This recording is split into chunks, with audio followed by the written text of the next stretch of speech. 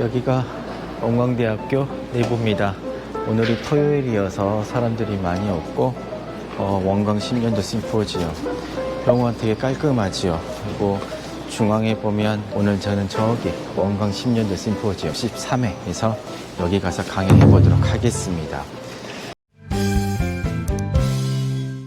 자, 오늘은 이제 10년도 심포지엄이고 조금 더 우리가 앞서가기 위해서 여러 가지 10년도 한번 제가 비교를 해보겠습니다. 그리고 웰에서 어떤 거를 선택을 해야 될지, 이 이벤트 레코더, 패치 타입 CPU도 어느 경우에 해야 될지 한번 알아보도록 하겠습니다. 여기 보게 되면 전통적인 방법이라고 그랬네요. 8페이지 만져보는 거, 12도 10년도, 24시간 홀터. 이제는요, 24시간 홀터가요, 전통에 속하게 됩니다. 물론 해볼 수 있죠. 나쁘진 않아요. 근데 저희 병원에서 처방되는 걸 본다고 하더라도 24시간 홀터는요, 전체 홀터의 이제 5% 미만으로 떨어지고 있는 것 같고, 저는 거의 처방하지 않습니다. 자, 어쨌거나 아직까지 컨티뉴어스 홀터가 없고 이거밖에 없다라고 했었을 때 이거 가지고 진단할 수밖에 없는 거잖아요. 근데요, 이렇게 했는데요, 보통 그래요. 환자들이 말할 때 가슴은 나는 뛰는데 검사에서는 정상이에요. 그러면 이제 속 터지죠. 답답하죠. 그 다음 이제 어떻게 해야 될 것인가. 정상이니까 그냥 사라고 그럴까요? 아니죠. 그 다음에 이제 우리는 뭔가 해줘야 되잖아요. 그래서 이제 나온 게 컨티뉴어스, 야 조금 더 길게 하면 어쩌니? 라는 이런 심전도들이 나오게 되지요. 심전도로 해가지고 아리스미아 디텍트는 레이스를 보게 되면 하루만 있었을 때는 그래도 절반은 건진다.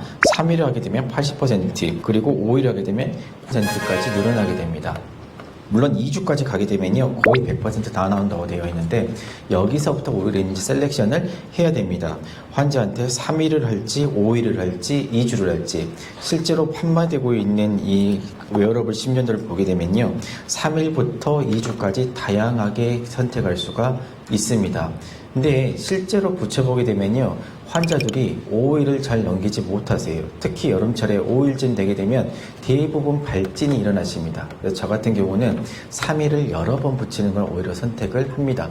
약간 좀 텀을 주고 다시 찍고 이런 걸 선택을 하는 거고, 물론 길게 찍으실 수도 있어요. 2주까지. 실제로 2주까지 찍는 경우도 있는데, 대부분 제 환자들은 스킨 트러블이 7일, 5일 넘어가면 생기더라고요. 그래서 어쨌든 잘 디텍을 하기 위해서는 긴 걸 선택하면 좋은데, 하지만 3일이나 5일 정도만 한다고 하더라도 80%, 90%를 디텍할 수 있기 때문에 이거를 반복적으로 하는 것도 어쩔까 추천을 드립니다.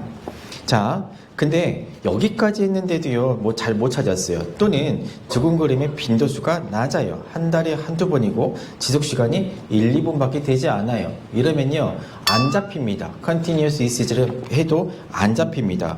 그래서 우리가 선택할 수 있는 방법들이 이런 것들이 있지요.